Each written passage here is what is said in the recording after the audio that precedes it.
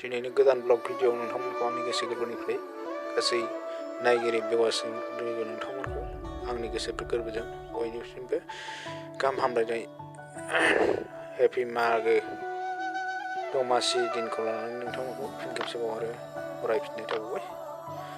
दिनै बिराद थान्दा आरोना लोगोफोर, जेरावबो गुसु थान्दा, ओंखायनो मा खालामगोन आं दिनै ब्लग भिडिअखौ नायना फैलायबाय लोगोफोर।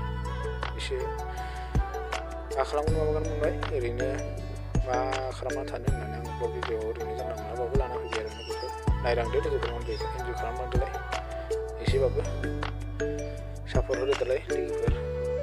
बिदिबा नायलांबाय थादो, बारा माबा नङा दे, ओरैनो मा खालामगोन ओरैनो माबा मोननायखायसो बरिं मोननायखायसो आङो बे भिडिअखौ ब्लग भिडिअखौ लाना फैनाय जादों लोगोफोर।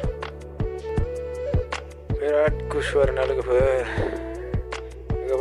फिथा एन्थाब जाना जायाखै, गुदुं गुदुं जिराय आरि जा आरोना। नायलांबाय थादो भिडिअखौ बिदिब्ला लोगोफोर।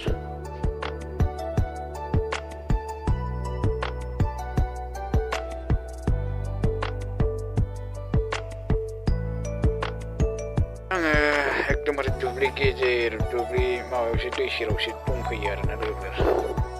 बिदिनो बेयावनो बानायलाबायनोसै होननानै आं फैनाय जाबाय आरोना। जेरावबो थांनायबो जाया, बेरायनोबो मोननाय जाया, गुसु दिन थान्दाबो, बोथोराबो बेरायनोबो बायो।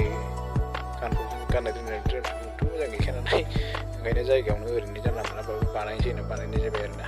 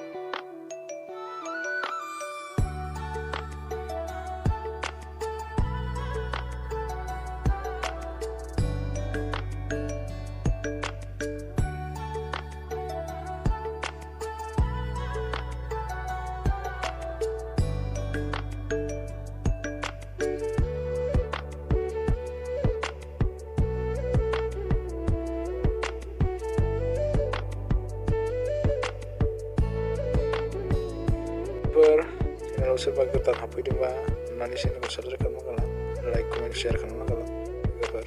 गावजों गाव अनसायलायनानै सोरथिलायनाय लोगोफोर। बिसोर आरोना गैया एसेल' लोगोफोर। भिडिअआ बेखिनियानोमोन लोगोफोर, लोगो मोनगोन नेक्स्ट भिडिअ। टाटा बाय बाय लोगोफोर।